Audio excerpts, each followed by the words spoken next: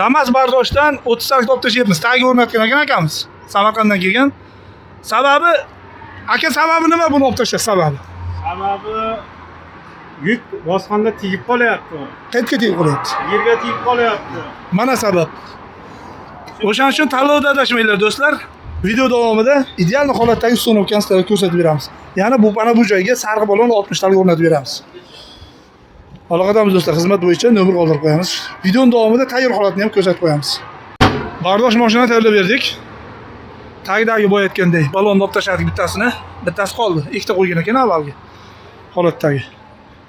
Balon joylashganiga endi bitta e'tibor berib qo'yasizlar.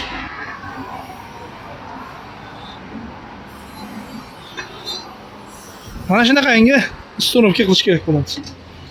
Ham ko'p yuradi, ham ideal holatda uстановка qiladi. Boyagidek tagi tegib qolmaydi.